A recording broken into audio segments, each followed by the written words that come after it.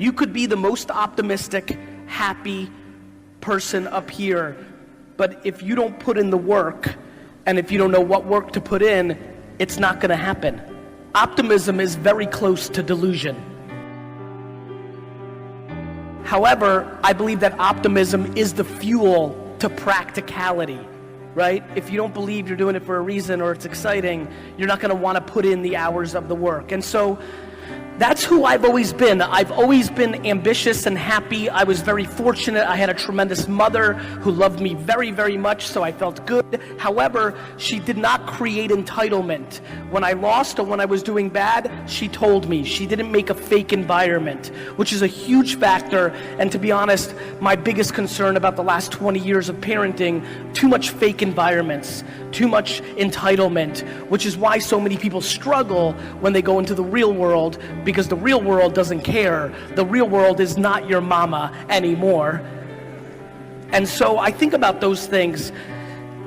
Fast forward, I was very good at selling baseball cards. When you're making $3,000 or $4,000 a weekend when you're 14 years old, you've got it. I was good, fine. But then my dad eventually bought a liquor store, and he dragged me into the liquor store when I was 14. I started making $2 an hour, bagging ice. This was huge for me. If I didn't have that transition, all the money I was making as a young kid, it came so easy because I was naturally talented. I think not having that struggle of losing all that because my dad forced me to work in the store and making $20 a day, that really helped me. And I learned a lot in that liquor store. Most of all, what I learned was to watch people. I will go to the airport, and on my flight, I will literally read most of the comments on Twitter, on Instagram, your DMs. I will read them, and I'll read them to understand, was there anything I said in this hour that stood out, that didn't hit, that did hit? I learned that watching people, and more importantly, understanding people, and most importantly, being empathetic to people was the best way to build a real business, to build something meaningful. The biggest problem, I'll tell you right now, one of the biggest reasons most people in this room, if they decide to start an entrepreneurial venture, a side hustle, whether you try to sell something in your home on Facebook Marketplace, which, oh, by the way, I'm gonna bring up later, my biggest belief that the quickest way for many people here to start is to sell stuff on Facebook Marketplace, but I'll talk about that later. Whether it's that, whether you're finally ready to start your podcast on Spotify, whether you're gonna build your Instagram profile or meme page because you want brand dollars, whatever you're up to in this room, the reality is that if you have to put in so much work, but so much of what comes out of people's mouth or what they post is selfish, not selfless. It's what you want. You want them to buy it. You want them to like your post. You want them to follow you. The biggest reason I have the luxury of standing here today is from the wine business, to the content I made on YouTube when it first came out, to everything I've done over the last 8 to 9 years in my books, in all my free content. I've always thought, how do I bring more value to you than I get in return? It's very simple. Karma, or doing the right thing, always works. The problem is, most people are impatient.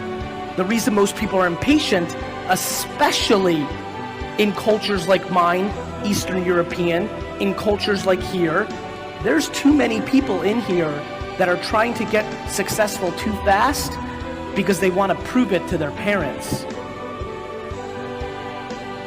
And in that impatience is a very important point.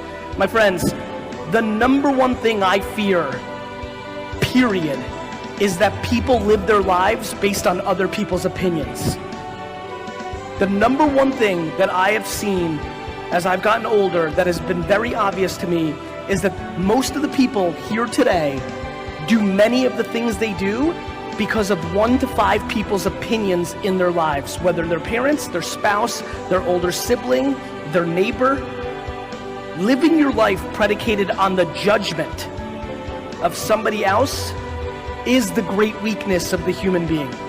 No matter how I tell you how to leave 500 comments on Instagram posts, or what time to post your posts, or why you should start a Spotify podcast tomorrow, or how you actually list an item on Facebook Marketplace, no matter what I tell you, if you post the first day and the person that you're worried about has a bad opinion of it, it's already game over. And so I flew all the way here, 24 hours, to put pressure on what is the most obvious conversation, which is, are you prepared to finally get quiet in your head and not allow the opinions of others to dictate your behaviors? Every person here knows what they want to do. If you're here today, there's something running through your mind that you want to do. There is no reason for you to be here today unless there's something running through your mind that you want to do. We were grown-ups already before the internet came. I was 18 years old. I'd lived my life, at least the childhood part of my life, without the internet. The biggest thing that excites me, especially in a mature internet market like here, WhatsApp and Facebook and Instagram and YouTube and Spotify, like, there's so much opportunity and you don't even have to leave your home. There was no building your life, after hours when I was growing up. When you had a job and you had to take care of something, you didn't then start another job because it was late.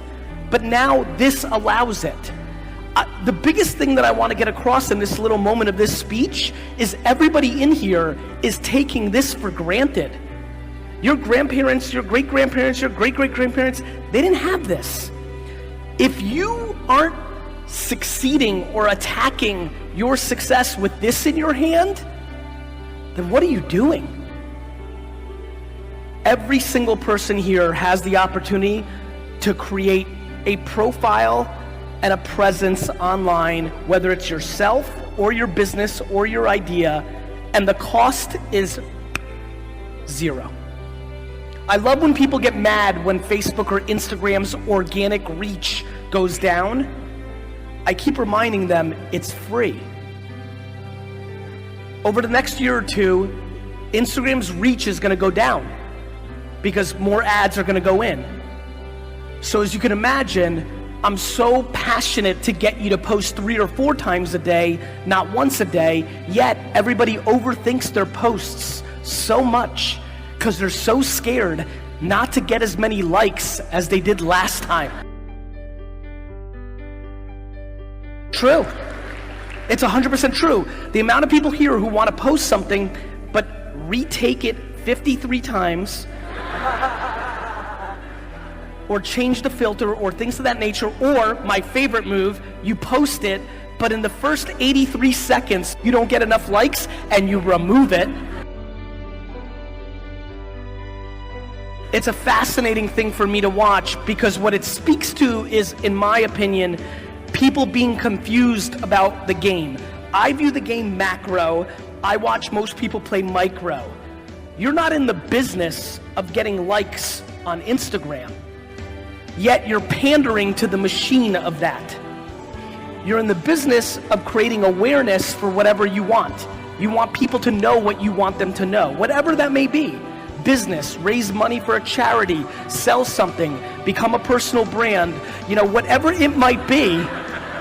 Whatever it might be, that's what you want, yet people get so caught up in the semantics. Listen, what I can tell you from my career is this repeats over and over and over again. In 2006, I started one of the first YouTube shows, period. It was the longest show on YouTube when I launched it. YouTube wasn't even a year old. I sat in front of a camera and I drank wine for 30 minutes and a lot of people watched it. A year later, Twitter came out and I was one of the first people to move on that. I invested because I got smarter at that point, but I also was one of the first people to amass 1 million followers on that platform. Before I did YouTube and Twitter, a year or two earlier in America and many other parts of the world, MySpace had won and dominated, and there were people that won on that platform.